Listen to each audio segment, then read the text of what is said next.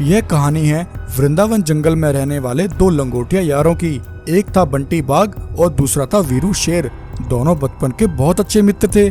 बंटी बाघ और वीरू शेर दोनों वृंदावन जंगल को पिछले 15 वर्षों से चला रहे थे। बंटी बाघ और वीरू शेर की दोस्ती की चर्चा आसपास के सभी जंगलों में थी। वीरू शेर और बंटी के पास किसी चीज की कोई कमी नहीं थी। उनके पास रहने को इतना बड़ा जंगल, धन दौलत, संपत्ति और भरपेट खाने को भोजन था। बंटी बाघ और वीरू शेर दोनों के एक एक बेटे थे।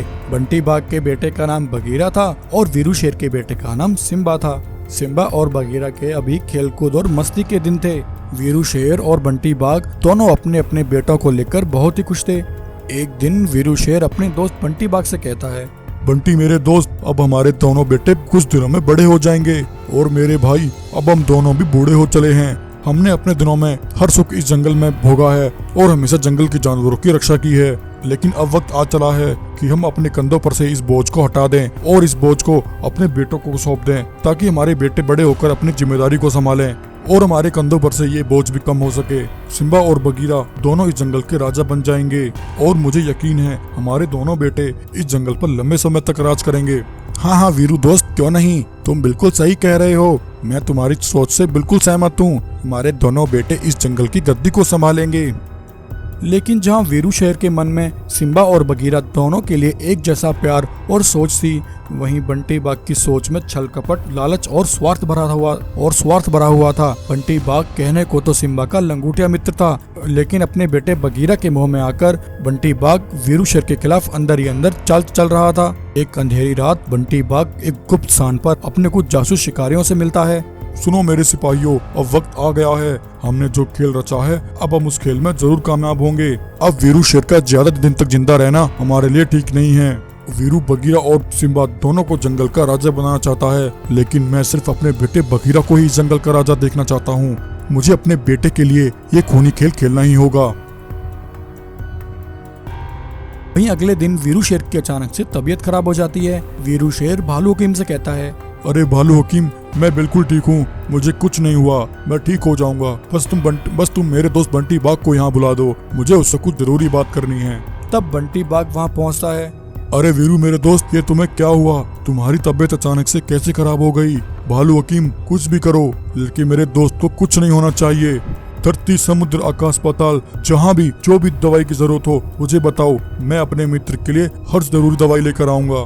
नहीं बंटी मेरे दोस्त, मैं बिल्कुल सही हूँ, तुम मेरी फिक्र मत करो, मुझे तुमसे कुछ जरूरी बात करनी है। हाँ वीरू मेरे दोस्त, बताओ मुझे। बंटी मेरे दोस्त, मुझे लगता है अब मेरे पास बहुत कम समय बचा है। मेरे मरने के बाद तुम मेरे बेटे सिम्बा का ख्याल रखोगे और उसे अपने बेटे की तरह प्यार करोगे। मैं अपने बेटे को तुम्हारे पास छोड़कर चला जाऊंगा। वीरू मेरे दोस्त, तुम ऐसी बात क्यों कर रहे हो? मैं तुम्हारे बेटे सिम्बा का बहुत अच्छे से ख्याल रखूंगा। सिम्बा भी तो मेरे बेटे की तरह है, तुम चिंता मत करो, तुम जल्दी बिल्कुल सही हो जाओगे। तब उस रात फिर बंटी बाघ अपने सिपाहियों से मिलता है। सिपाहियों, अब हमारा खेल और भी आसान हो गया है। अब वीरू शेर के अंदर उतनी ताकत नहीं रही कि वो मेरा सामना कर सके। आज रात वीरू शेर को खत्म करने का बहुत अच्छा अवसर है और मैं इस अवसर को किसी भी हाल में गंवाना नहीं चाहता। जब वीरू शेर अपनी गुफा में आराम कर रहा होता है, तभी बंटी बाघ अपने सैनिकों को लेकर दबे पांव वीरू शेर की गुफा पर पहुंचता है और चुपके से जाकर हमला करके उसका गला दबाकर वीरू शेर की वहीं बेरहमी से हत्या कर देता है। सुबह वीरू शेर के मरने की खबर जंगल में तेजी से फैल जाती है। अपने पिता को देखकर सिम्बा शेर बहुत दुखी होता है और फूट फूट कर रोने लगता है। अरे पिताजी, ये आपको क्या हो गया? आप मुझे छोड़कर कहाँ चले गए? अब मैं आपके बिना कैसे जी पाऊंगा पिताजी? तभी बंटी बाघ अपने घड़ियाली आंसू दिखाते हुए कहता है, चुप हो जाओ सिम्बा बेटे, होने को कोई नहीं टाल सकता। तुम अपने आप को बिल्कुल अकेला मत समझो। आज से तुम मेरे बेटे हो और आज से मैं ही तुम्हारा पालन पोषण करूंगा। अब उस दिन से सिम्बा शेर बंटी बाघ के साथ ही रहने लगता है। बंटी बाघ कुछ दिन तक तो सिम्बा का ख्याल रखता है, लेकिन कुछ दिन बाद बंटी बाघ सिम्बा के साथ सौतेला बर्ताव करने लगता है और सिम्बा को भरपेट खाना तक नहीं देता। वह उससे दिन रात काम करवाता और कोई छोटी गलती हो जाने पर सिम्बा को बहुत डांटता और धमकाता था। बेचारा सिम्बा शेर अपने सौतेले पिता के अत्याचारों से बहुत परेशान हो गया था। एक दिन परेशान होकर सिम्बा शेर जंगल में चल रहा था, तभी उसके सामने भालू हकीम आता है। अरे सिम्बा, अच्छा हुआ तुम मुझे यहीं मिल गए। मैं तुम्हें ही ढूंढ रहा था। तुम मेरे साथ चलो, मुझे तुम्हें कुछ बताना है। तब भालू सिम्बा शेर को लेकर एक गुप्त स्थान पर आता है जहाँ वीरू शेर के कुछ पुराने वफादार सैनिक मौजूद थे। सिम्बा बेटे, आज मैं तुम्हें तुम्हारे पिता का वो राज बताने वाला हूँ जिससे तुम अब तक अनजान थे। सिम्बा बेटे, तुम्हारे पिता वीरू शेर बीमारी से नहीं मरे थे, बल्कि उनकी हत्या की गई थी। अरे भालू, ये तुम क्या कह रहे हो? पिताजी की हत्या? आखिर ऐसा कौन कर सकता है? हाँ सिम्बा बेटे, हमारे महाराज वीरू शेर की हत्या की गई थी और यह सब करने वाला कोई और नहीं, हमारे महाराज वीरू शेर का मित्र वह बंटी बाघ है।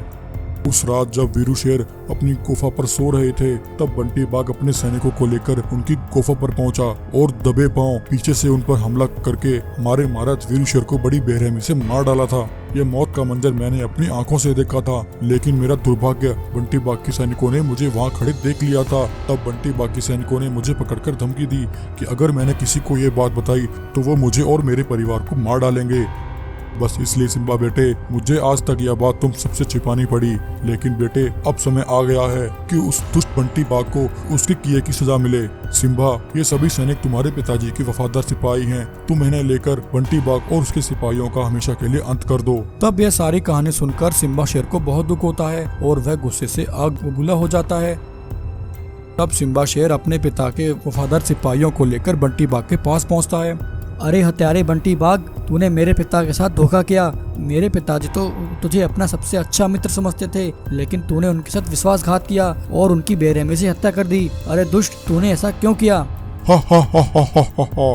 अच्छा सिम्बा, तो आखिरकार आज तुझे यह बात पता चल ही गई। तेरा बाप वीरू शेर मेरा अच्छा मित्र था, लेकिन जब अपने बेटे की बात आई तो मैंने अपने बेटे का साथ दिया, क्योंकि मैं तुझे इस जंगल का राजा बनते हुए नहीं देख सकता। जंगल का राजा तो सिर्फ मेरा बेटा बगीरा ही बनेगा, और अब मैं तेरे पिता की तरह तुझे मारकर अपना ये सपना पूरा करूंगा। तब बंटी बाघ के सिम्बा के सिपाहियों के बीच एक घमासान लड़ाई शुरू हो जाती है। सभी सिपाही एक दूसरे पर हमला करते हैं, लेकिन सिम्बा शेर के सिपाही बंटी बाघ के सिपाहियों पर हमला करके उन्हें जान से मार डालते हैं, और वहीं सिम्बा भी बंटी बाघ पर हमला करके उसका हमेशा के लिए अंत कर देता है और उन सबसे अपने पिता की मौत का बदला ले लेता है। एक जंगल में बंटी बाघ और वीरू शेर दो दोस्त रहा करते थे। बंटी और वीरू की दोस्ती के चर्चे पूरे जंगल में थे। हर कोई उन दोनों की दोस्ती की मिसाल देता था। बंटी और वीरू के पास एक जादुई विशाल घड़ा था। उस जादुई विशाल घड़े में बहुत सी अद्भुत शक्तियां थीं। वह जादुई घड़ा वीरू शेर को विरासत में उसके पूर्वजों से मिला था। तब से वीरू शेर बंटी बाघ के साथ मिलकर उस जादुई घड़े की रक्षा कर रहा था। बंटी और वीरू दोनों दोस्त हर रोज उस जादुई घड़े से शक्तियां प्राप्त करते थे और उन शक्तियों से जंगल के जानवरों की मदद करते थे।